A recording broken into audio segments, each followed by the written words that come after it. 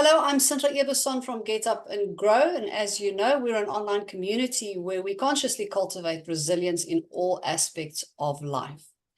This week is Learning Disability Week, and that is something that's very close to my heart. And I feel passionate about the challenges that people face in learning and different styles of learning. So with me here is Melissa van Hol. She's from Holistic Awareness, where she provides supportive and integrative wellness services. Melissa, thank you for being here and welcome. Thank you for having me again, Sinta. It's always a pleasure. Great. So let me jump right in with saying, as I mentioned, it's Learning Disability Week, but all over the world, there's a movement away from the term learning disability to alternative terms. Can you, in your experience and expertise, maybe just give us a bit of background? What is a learning disability, or what learning disabilities are, and what the alternatives are that we can look at to understand it better and to maybe give it a better name? So I think it's important to recognize that learning disability refers to the fact that a learner does not learn in the normal styles of learning that we mostly engage in the classroom, and in fact learn a bit differently, or may find certain areas of learning a bit more challenging. So I think it's important to recognize that it's referred to initially as a disability because it does put these learners at a disadvantage in the classroom. But it's important to also recognize that sometimes with these learning disabilities come advantages. For example, your dyslexic learners are great three-dimensional thinkers and can see things from different perspectives that we are not used to seeing. So I think it's important for us to recognize that perhaps we shouldn't be referring to them specifically as learning disabilities, because they come with advantages and disadvantages. Perhaps we should be using terminology a little bit more like a learning challenge, which means it's a challenge they are confronting in the learning space, or even a learning difference. So in other words, they learn differently to what we are expecting them to learn in the standard classroom. Okay, so what you're saying is that we're measuring everybody's ability to learn by the standard or the norm or the average that is out there. That seems quite unfair, because it's measured against one parameter, can I use that word, in a school environment, in the traditional classroom environment. But there are many ways to learn apart from that. So it seems that it's maybe outdated to use that term. It is slightly outdated, because I think one of the reasons I use integrative in my approach is because we need to integrate many different ways of how we do things. And the classroom is predominantly visual and auditory, which means it's what we see and what we hear and what we write, whereas we actually have a variety of ways of how we process things. And even the idea of learning styles, which they kind of limit to your auditory, your visual, and your kinesthetic. We have many other ways. So even that in itself, there are new articles coming out now that are challenging even the idea that there's learning styles. So I've even started looking at things from, we've actually got learning preferences. For example, somebody may like to talk to learn, but that doesn't make them an auditory learner because they struggle to listen in the classroom.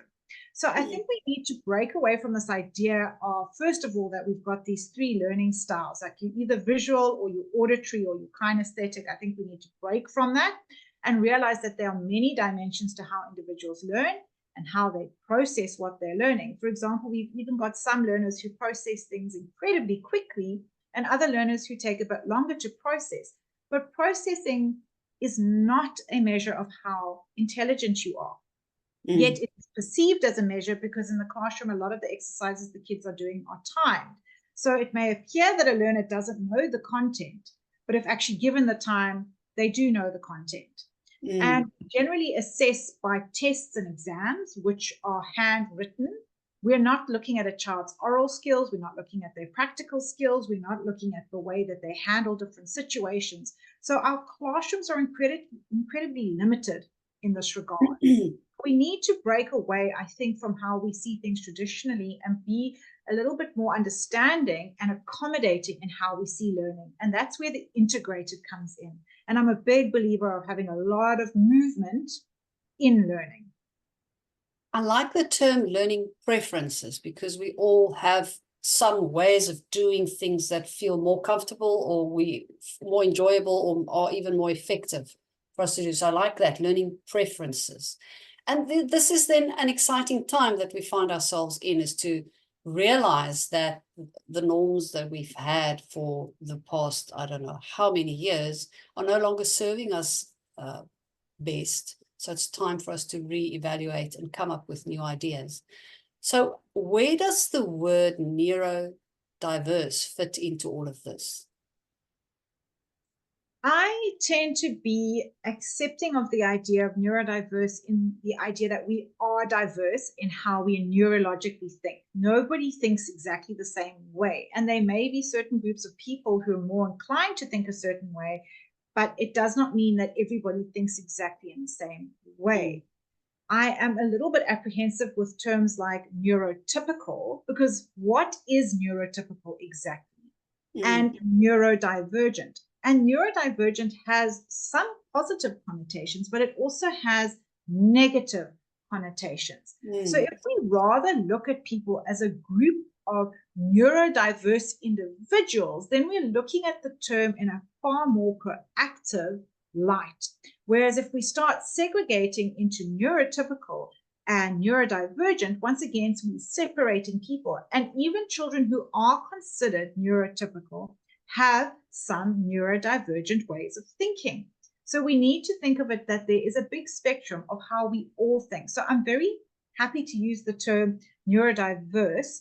I'm a little bit more reluctant to be using terms neurodivergent and neurotypical, because again, we're going back to the idea of what's the norm and what's not the norm, instead of understanding that learning is a continuous spectrum. And sometimes children fall on this side, sometimes they fall on that side, but the same child sitting here for auditory could be sitting here for visual. Okay. So even then, their neurospectrum is different, and the way that they process is different. Some children can process in terms of visual information very well, but in terms of processing auditory information may have struggles. So we cannot sort of clump everybody into either neurotypical or neurodivergent. So I like the idea of neurodiverse in how we all think.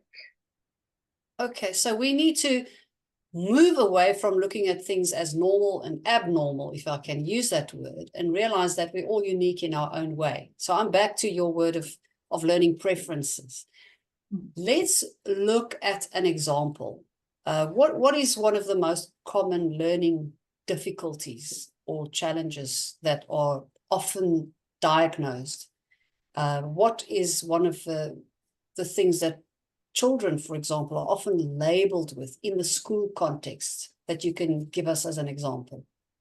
So I'm going to bring up one point before I target that question. And the first thing is that when you're looking at learning, there are specific areas where we have learning differences. So that's where your dyslexia, your dyscalculia, your dyspraxia, and those kind of areas come in. And then we actually have what is called a slightly more neurological or way of being, which is your ADHD learners and your autistic learners or individuals on the spectrum. These learners actually are not under the same bracket as learners who have learning challenges or differences where your dyslexia and those kind of things fall under. And very often they put into the same bracket. And it's very important to separate these, because a dyslexic learner, their dyslexia impacts the way that they are going to learn to read. It's also going to be a positive for them because they see things from a three-dimensional perspective. So in terms of arts or in terms of engineering focused subjects, they tend to excel.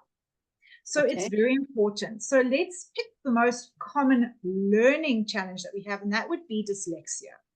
5% of children have dyslexia.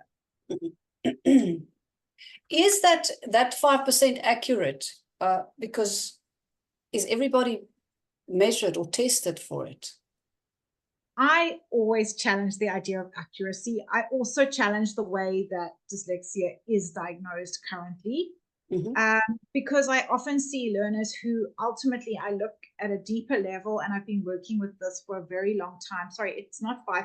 I should have corrected myself. It's 1 in every 5 learners. Sorry, Okay. my apologies. Having a delay today.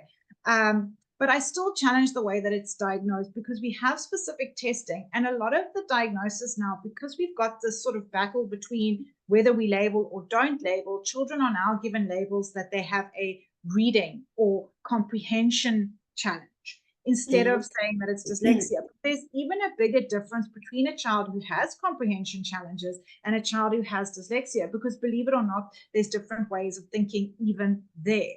So I am very wary of going with the stats and saying that this is what we're dealing with. But because it's the stat that reflects it's the most common, that's why we are going to use that one. And also because dyslexia actually has the greatest effect on your learning, because it affects reading, it affects writing, it affects your communication in the written word. Okay. And if you struggle there, it flows into all of your subjects. It affects everything. It affects everything. So I think it's very important, whereas a child who may have dysgraphia, it mostly affects their writing. So they're still fairly confident in other areas. So if they have a scribe, for example, are going to cope fairly well in the classroom. Whereas a child who has dyslexia also tends to struggle with their writing. So they are now dealing with the writing, the reading, and the input-output process. So it's a really challenging way to try and function in the classroom when you have dyslexia. Okay.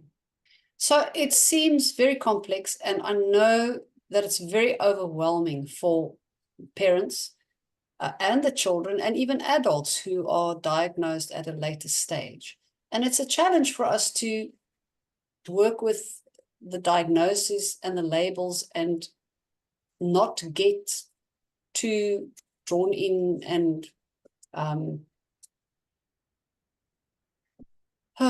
handicapped by it. Can I use that word? Because it seems as if the diagnoses and the labels are serving as handicaps themselves if we don't really understand it and if we don't really know how to manage that.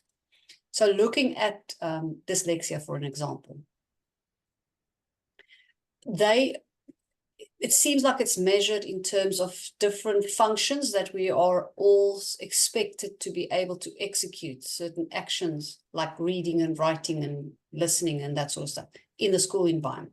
But those are also things that we need to do outside of the school environment. Wherever we are in functioning in the world, we still require to be able to hear what's being said to us and be able to put what our thoughts into words when we're writing something, or be able to do basic mathematical calculations. What do we do when we are now diagnosed with dyslexia or dyspraxia or dyscalculia, or whichever one of those?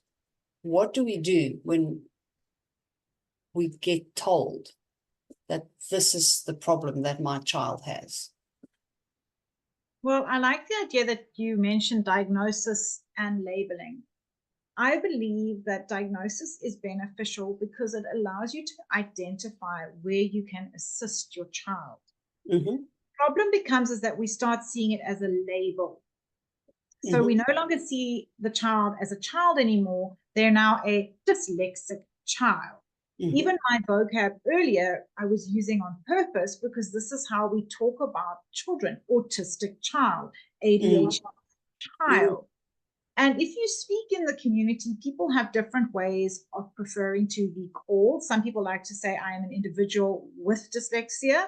Some people like to say that they are dyslexic. But for me, it's very important that we separate the individual from the diagnosis.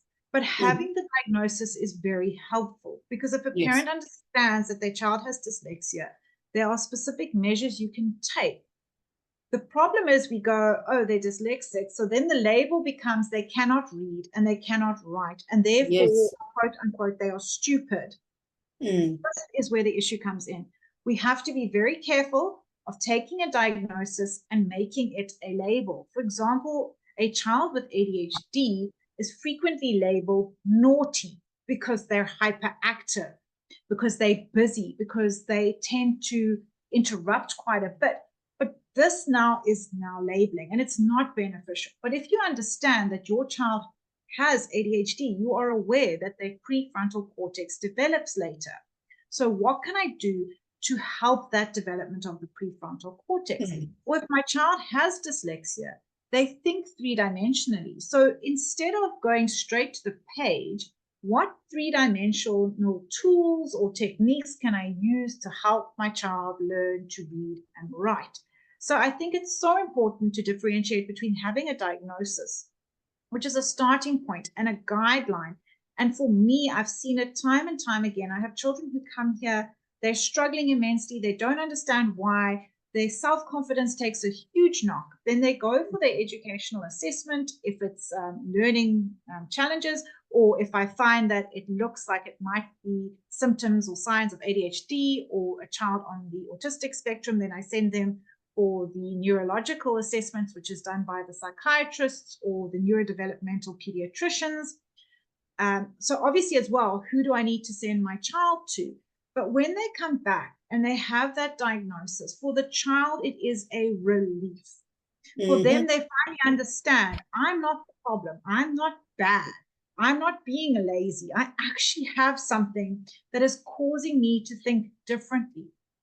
It becomes a problem when people start labeling. And this is where I think it's so important. We have to separate these two things. When it becomes a label, so in other words, it takes on the entire identity of that child, and when it becomes a negative connotation, then we have a label. And we have to be so cautious of this. This frequently happens in the classroom. It happens amongst their peers. It happens even in the family. Oh, you're the dyslexic one, so you're the one who's never going to do well at school. This is what we want to avoid. These are behaviors, this is actions that we don't want to work with.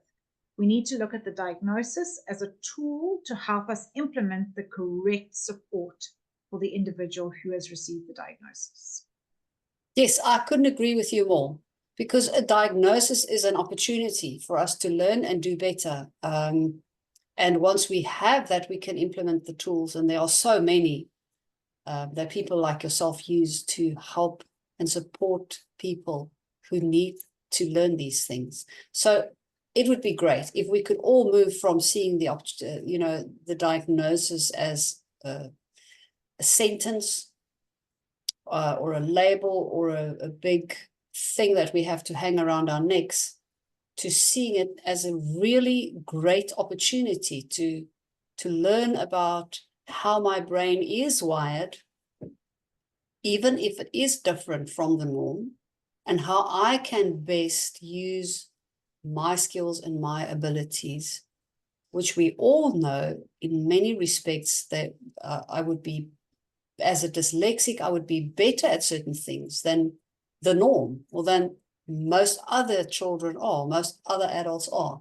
So it's actually, like I said earlier, an exciting place to be, because now I can get a thorough understanding of how I work as an individual and how I can help myself, or how I can help my child to become the best that they can be. So the labels, yeah. No, I hear you, and I agree with you completely. And I think for me, I just want to add even more here why it's so important to get your diagnosis from the correct professionals. Yes. I feel quite hesitant in the amount of times that I've had somebody walk through my room and say, oh, I have this diagnosis. And I'm like, well, who diagnosed you? And I hear of all sorts of people giving diagnoses who should not be giving diagnoses. And I think that's what makes it important, because if you have the right diagnosis through the correct professional, you are, as you say, I love your word, it's an actual opportunity for a person to now help themselves to get the correct support. And it's important, I'm so glad you mentioned it, but there's proper testing, assessing, screening for these learning challenges, as we know them. And it's important to go down that route and have it done properly and get the right support after that, which is what you do. Yeah, thank you for mentioning that. Very, very important.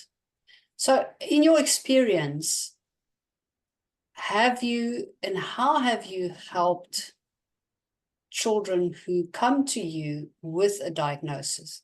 I know you mentioned earlier that most of them actually find it a relief, because now they can suddenly start making sense of what they've been struggling with. What do you do, and how can you advise parents and children to deal with this initial knowledge, this initial information when you receive it? I think for me, what I notice more and more and more is that for the children, it's a relief. For the parents, however, it's a bit of a shock. And even though they've been aware that something didn't quite feel right, I can see that for the parents, more often or not, it's a shock response and they don't know how to handle it. So very often for me, the starting point when it comes to parents is giving them information and resources to understand the diagnosis, and give them the opportunity to ask questions, to have that open discussion. And I say to them, you can ask me whatever you want, even if you feel it's a slightly offensive question, please ask it. Because the amount of times, for example, a child's diagnosed with dyslexia, the first thing parents actually ask me is, does this make my child stupid? And a lot of the time they're too scared to ask other professionals because they're hesitant, because they feel, now I'm being offensive. But it's a fear that they are working with. So it's important to have that open space for parents to ask the questions that they may be fearful of asking, because they don't know how to say it without being offensive. Now, for me, it's not an offensive question. For me, it's a fear this parent has, and I need to help them understand the influence of dyslexia on the child's intellectual abilities.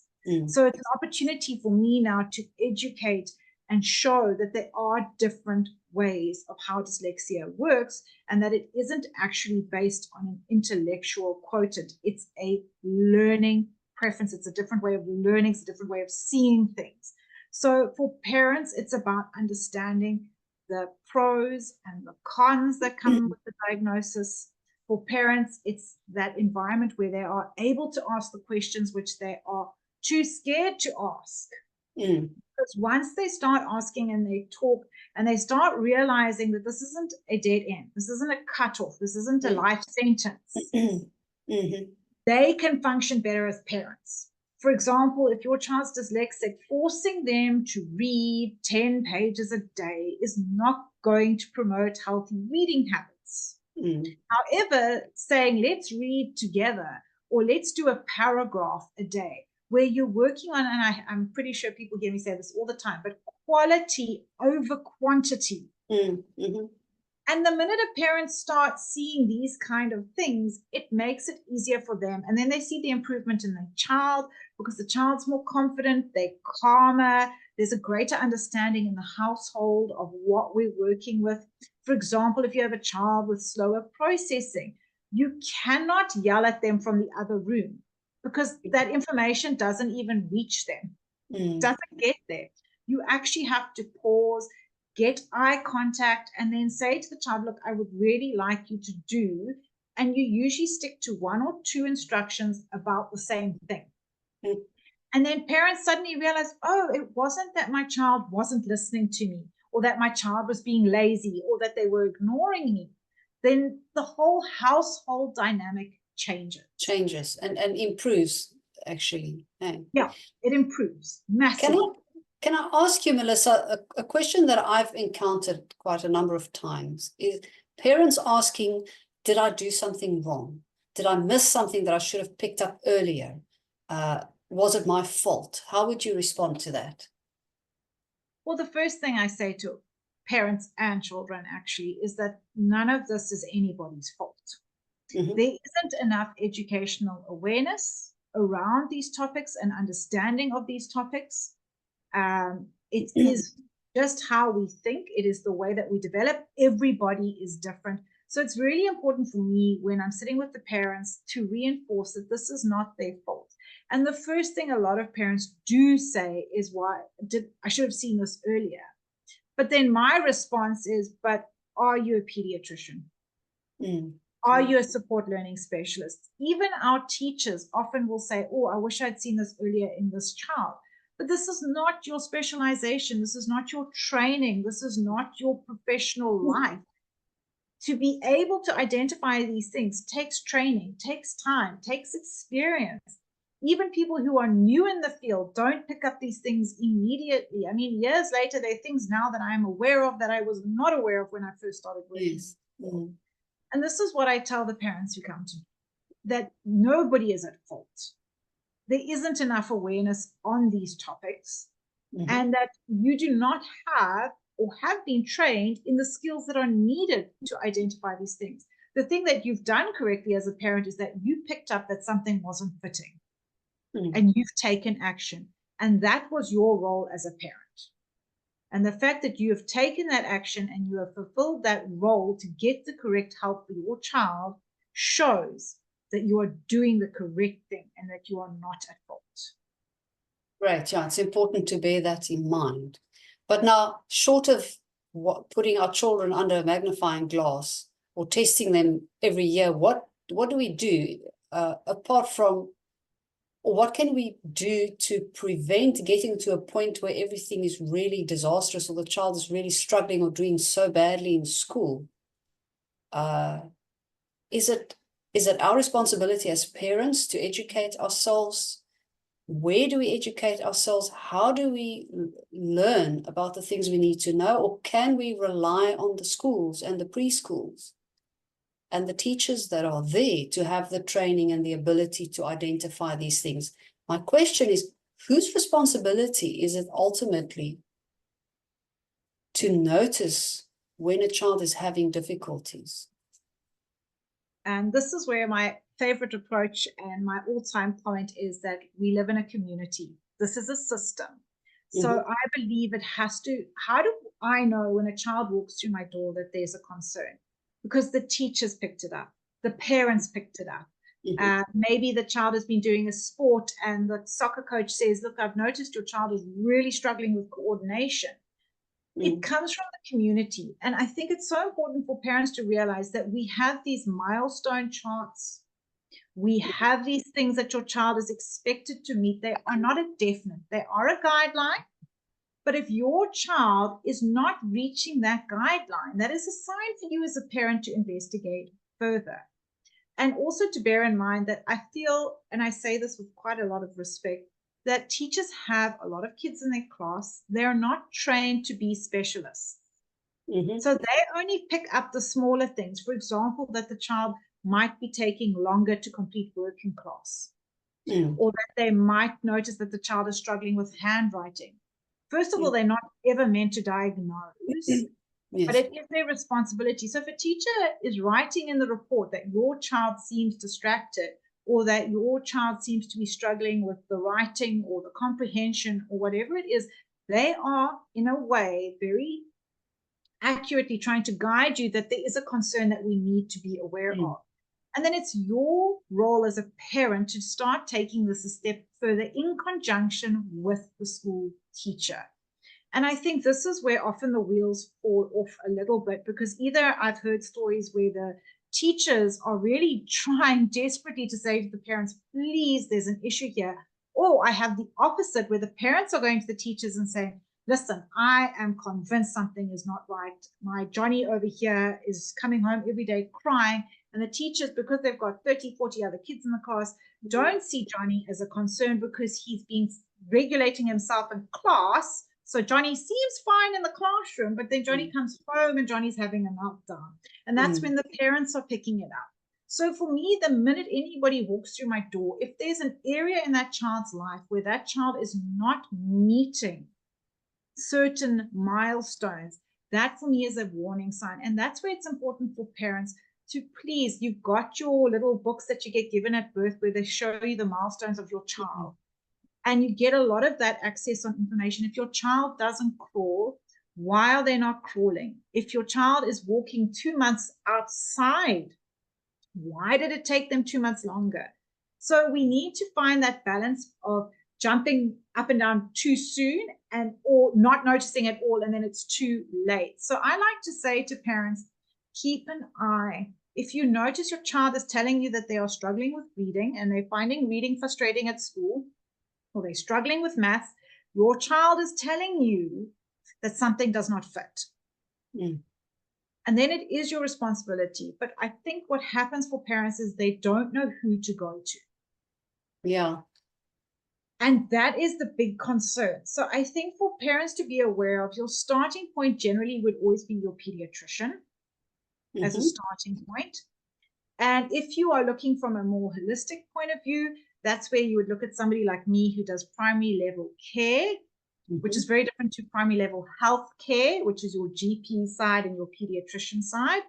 And we are a great starting point because I know, for example, if I notice a child is not processing what they hear correctly, that I need to refer to an audiologist who does auditory processing. Or if I pick up that a child is reading and reversing certain letters and at the same time skipping words that are actually in the text that are not being read, I now am aware that I need to send to an educational psychologist to have that comprehension and reading looked at. So that's where I think it's important. And I wish there were more individuals out there like me who could refer parents to the correct professional. But a great starting line, and I recommend this for all parents, is your child's eye should be tested every 2 years because their eyesight does change.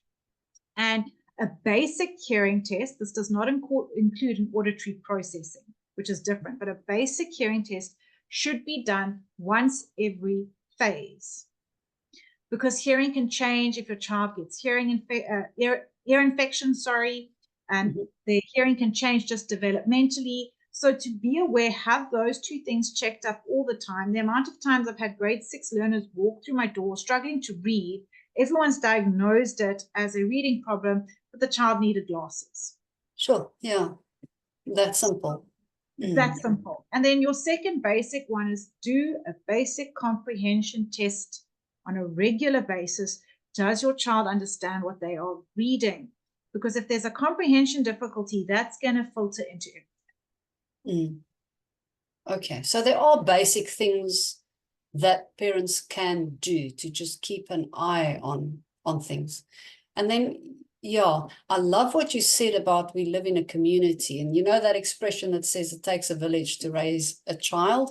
I love that because we are all, everybody who plays a role in a child's life sees it from a different angle. And if we all look out for the signs, it's easier to identify.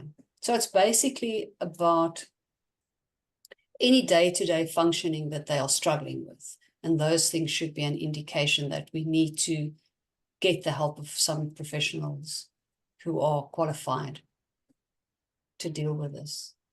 So Melissa, you spoke about dyslexia on the one hand, and then you mentioned on the other side, ADHD. Tell us about that. How is that different? And how does this fit into the picture of what we're talking about today? So I like to say that your learning basis, so your dyslexia, your dyscalculia, and your dyspraxia and your dysgraphias, think of it as the dysses, they are predominantly linked to how we learn. Okay. Whether it's learning in how we move, which is your dyspraxia, and your processing of your movements, or your dysgraphia in learning how you write, or your dyscalculia, which is your learning of the mathematics, or your dyslexia, as we've discussed. Those are predominantly learning orientated. They focus on how we learn. Yes, they do have social implications. Yes, they do have emotional implications, but they stem from a learning sphere. Okay. It comes from a learning space. Your ADHD and your autism is bigger than just a learning struggle. It's outside of just the educational environment. For example, you will notice that dyslexic children are quite happy outside of the school environment. The same with the dyspraxic children. Their struggles come in because they are judged in the learning environment. And that's how I like to say that you've got the learning side. Your ADHD and your autistic children face bigger challenges. It comes at a social expense. It comes at an emotional expense. It comes in an action and behavioral expense. For example, your ADHD children, they struggle to control their impulses. If they want to say something, they want to talk now. They want to be immediately get the gratification. It is a far deeper, and that's why it gets diagnosed differently to your learning challenges. Your learning challenges go through your educational psychologists who do a battery of psychometric testing that looks at how the child's learning and intellect has developed. Whereas ADHD and autistic diagnosis usually, as I've mentioned, go through a psychiatrist or a neurodevelopmental pediatrician because there are far greater aspects than just the learning. So it's also a learning disability, but it's more complex than that. Yes, exactly. Because exactly that, because your autism and your ADHD does affect how you learn. It does affect your functioning in the classroom, but it also affects your functioning everywhere else. And it affects your development very differently. For example, if you look at a dyslexic child, their general development is usually on par with their peers. Those milestones that you were talking about earlier.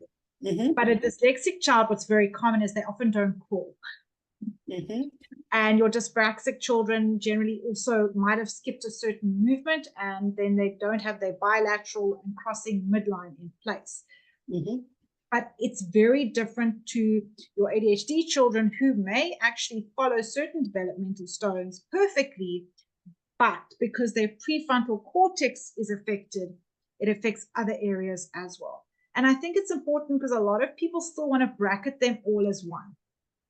Yes, okay. I'm glad you made that distinction clear for us. Yeah. And I think one of the ways of looking at it slightly differently, and that really helps people categorize it a bit differently. Although for your ADHD and even your autistic children to a certain extent, or children with autism, there are medications that can assist those children. You cannot take any medication for dyscalculia or dyslexia or any of those things. Medication has no benefit in a learning area. That's where you're relying heavily on learning development. Physios and OTs and speech therapists they also play a role with ADHD and autism, but in terms of learning, they are the primary role. So those would be the remedial therapies. Yes. And I think that is one big way of looking at it, because often people say, but how do I distinguish? And my first thing is, well, there's medications for autism and ADHD. There is no medications for dyslexia, dyscalculia, dyspraxia. There just isn't. So you mentioned earlier you like to invite parents to ask the difficult questions or the things that they're afraid to ask. I'm going to pop a question here, which I think is also a difficult one. If we look at what you've explained now to us about the dyslexia on the one end, ADHD and autism on the other, and I know you touched on it briefly earlier, as a parent, or many parents have asked, does this affect my child's intelligence, or is this a sign of intelligence or lack of intelligence? The intelligence issue, and I'm sure that's actually a topic for a whole other conversation, but can you briefly just touch on that? How does it impact a child, or even an adult for that matter, their intelligence, and how it's measured in the traditional way? So I think the most important thing is that these, whether it's ADHD and autism or your dyslexia, dysgraphia, and dyscalculia, they are not linked to intelligence. You have individuals with autism who are incredibly bright, and then you have individuals with autism who are on the opposite side of the spectrum. It's the same with your dyslexic learners. You have some that are incredibly bright, and then others on the opposite side. Your intellect is not linked to these diagnoses. And it's important for parents to recognize that. But what has happened is intellect becomes connected because of the way we process and we put things out. So dyslexic children cannot read and write as well. So now we associate that with their intellect. Or for example, autistic children may not express very well. So now we associate with, well, intellectually they can't be very strong because they can't talk about what they're thinking. So what's happened is we as a society have created an association with having any of these diagnoses with intellect, but they're actually separate. They are completely separate. Your intellect is not based on the fact that you have a learning challenge or a learning difference. Your intellect is not based on the fact that you have ADHD or that you have autism. And again, I'm using words that people might want to say with or have, depending on your preference. And that's why I'm swapping it around throughout the conversation. My preference is I have ADHD. I'm not an ADHD individual, because I like to see myself as the individual first, but you do have other people who like to identify immediately with the diagnosis. So it is a preference thing, hence why I'm changing my language to try and accommodate everyone. Yeah. But I think to answer your question, that's really, really, really important, is that intellect is not associated. It is associated, but it's not linked. Intellect is separate. But because the way that we express our intellect is linked. So, for example, the way that we learn is linked to our intellect. We now have this judgment that brings the two together. So it is vitally important for parents to recognize the fact that intellect is not linked to these diagnoses. However, it does affect a child's ability to show what they know. Yeah, that's interesting. That's well said, because it's the ability to show what they know. So it's about communicating it or expressing it or writing it down. Exactly that. The knowledge might be there, but it's not coming out easily. Exactly that. And this is especially prevalent in our learners who have slow processing. And I see it on a regular basis. I have a child walk through, and this is very regular. And the teachers will say to me, they don't know their work. The parents will say, they're doing miserable on these tests. And then I'll sit with the child and I just wait for that answer. And I can tell you, I had a young man come to me many, many years ago, and I would sit for 10 minutes waiting for these answers. Every single answer he gave me was always 100% correct. But it wasn't showing up in the classroom because his processing speed did not match what was required in the classroom. So he was getting feedback, and his parents were getting feedback that this child was not capable or wasn't the smartest. Meanwhile, he was very capable. So we had to work, and it's important also to recognize that we all have different processing speeds. And I think we need to be aware of this. But just because someone's a slow processor doesn't mean you can't help them improve on their processing speed or give them situations that allow them to process more effectively. But this is why things like, and educational psychologists play a huge role here, time concessions. We have some of our brightest students pulling out as average students because of their processing speeds. So having that time concession is actually vital, because it's the difference between 65 and 80 for some kids. Yeah. And no, please go ahead. And I was just going to say, this is why it's important to know when to refer to and who to refer to, so that the child gets the correct support. I cannot stress this enough. I so often see children struggling, and they're putting in so much effort and so much time, but it's because the support that they really need isn't in place. I'm thinking back to when I was in high school in the 80s, and what comes up for me is I don't recall ever hearing of something like a scribe, but there were children And there were incidences where we could have oral exams as opposed to written exams. And I'm wondering if it was because there was an awareness then of learning difficulties. And I'm also thinking that I so loved the oral exams because it was easy for me and fun for me because I was verbally strong to express my thoughts and answer quickly.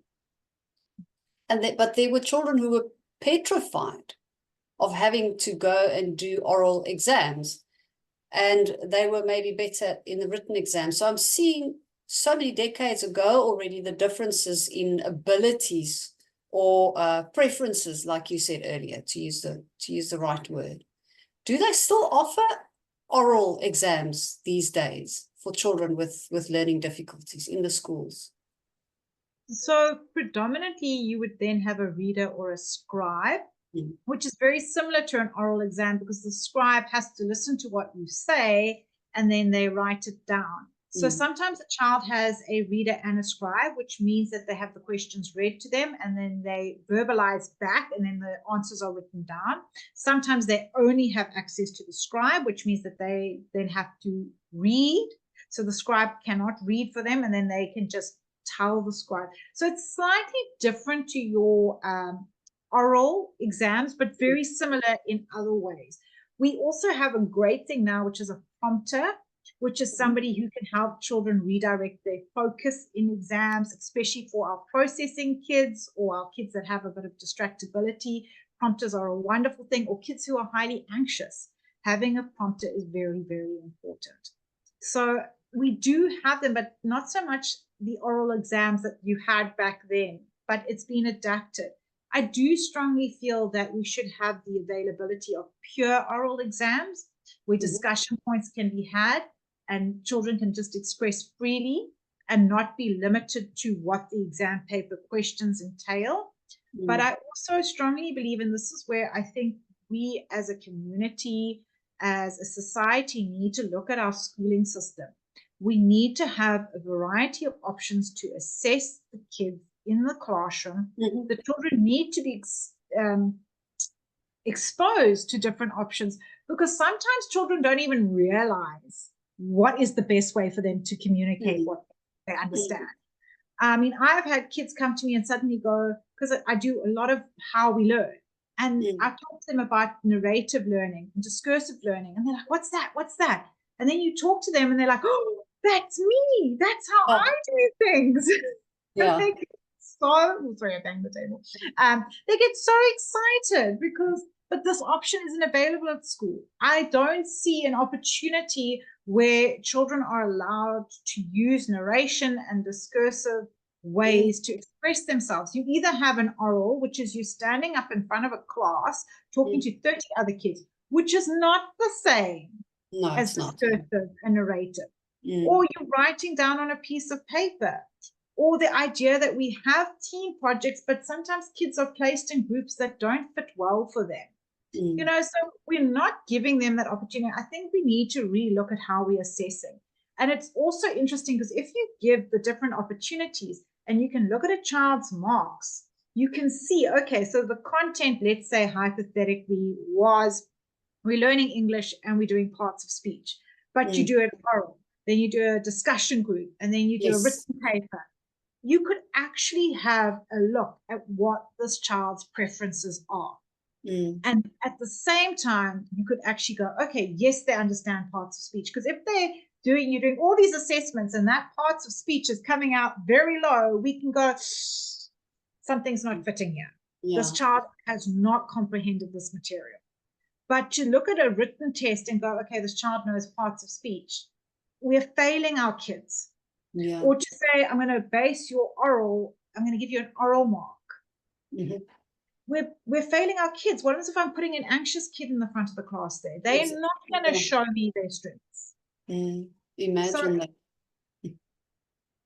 I think it's great, and the younger the schools can start offering a variety of ways for children to show their knowledge or their insight, the better. And I also think it could be empowering for children to learn from a young age. I'm really good at doing it this way. maybe I'm not so good at doing it this way, but I really like doing it this way. So I'm back to the preferences. The younger we can provide opportunities for children to discover their preferences, their learning preferences, the better they're going to do. Because the moment you know what you're best at and you are allowed to do it that way, the less the stress, the anxiety goes down, and they are able to excel much faster. And I think it's also important to realize that when a child realizes their strengths, and you can use those strengths to uplift them in other areas. For example, I really do believe, so for example, if I've got a child who struggles with writing,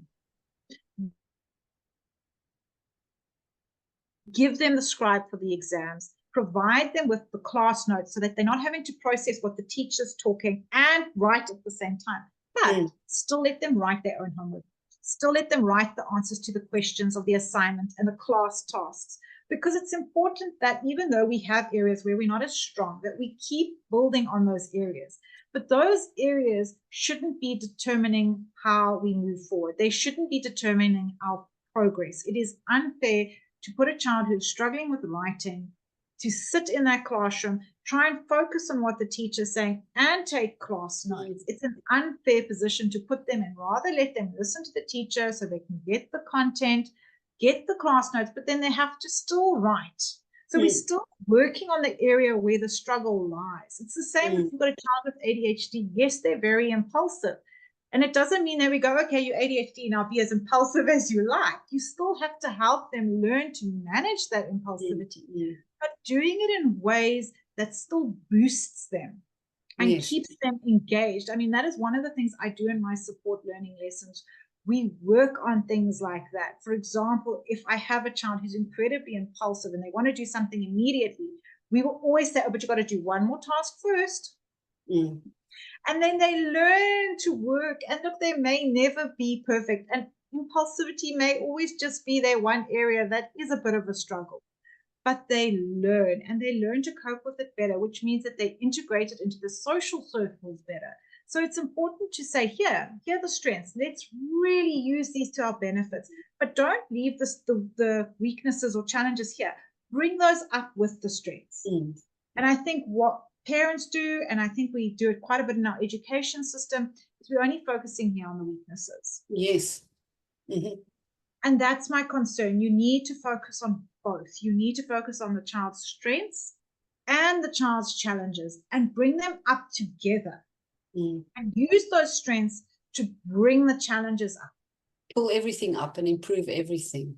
I have a bone to pick with all the extra classes that children have to go through too. Let's say, for example, a child is struggling with maths and they go for extra maths classes. I don't see the point in that.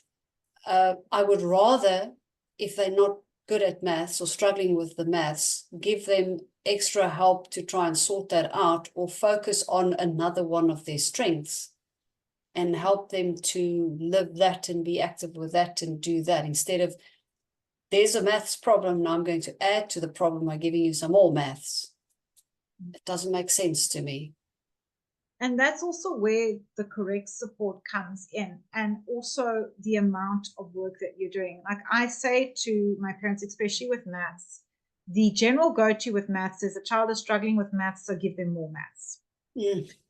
That is not how my support learning lessons work at all. We go back to basics, we look at the concepts, and I'll say to the parent, I'm more interested in the child doing 3 sums correctly every single day, but correctly, than sending home pages upon pages upon pages. Because if you are not addressing the concern, which might be the arithmetic, it could be the fact that the child has not got all the algebra concepts. If you are just labeling on more maths, it doesn't help. And that's where the correct support is so important. So you still need to address the challenges. I'm still very pro. Let's look at what's going on with that maths, because I can tell you now, I had a little one who started with me and we all were like, woo, maths not a strong suit. They are now doing pure maths in grade 12 and they're putting 75%. And they were a child that everybody said, this child's never going to be successful in maths. So I think we also make the big mistake of maths is a big, scary subject. Yes, I and agree. and there's the anxiety that comes with maths. Instead of going and taking a few steps back and saying, well, let's just look at maths. And that's where the support is so important. And it's something I also have a bit of a bone to pick with people on, because there's a big difference between extra lessons and tutoring versus actual support learning. And yes, tutoring and extra lessons do have a place, especially I believe in sort of high school, but not in primary school. Because if the child is struggling with maths, or they're struggling with their reading, or they're struggling with their writing, there is a greater concern at hand. So extra lessons are not going to help them. We need to find out what that concern is. However, in high school, having a tutor or having someone who works on a content base but reinforces what you are doing is very different. And I think that's why I'm very cautious of saying, like, I don't think we need tutoring or don't think we need extra lessons, but you need to ask why you're doing it. Because maybe at that point, it's not the right support. And that's where I think there's a big differentiation. We have to think to ourselves, what is the correct support for my child? Because sending them to 20 different maths lessons and not addressing where they're struggling in maths is more stress.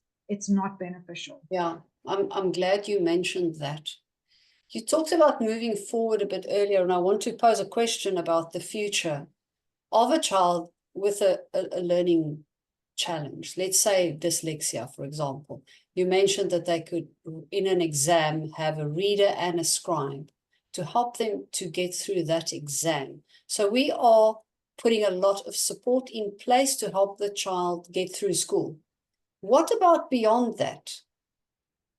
If I have dyslexia to the degree that I needed a reader and a scribe to get through school, do I need to continue with that for the rest of my life? Whenever I'm in a situation, how does the rest of my journey look? Can I go through life with a reader and a scribe and everything I have to do? Which brings me back, and I'm so glad you brought this up, because this is a question so many parents ask me. Like, if my child has a scribe, how's this going to affect their work environment? How's this going to affect everything else?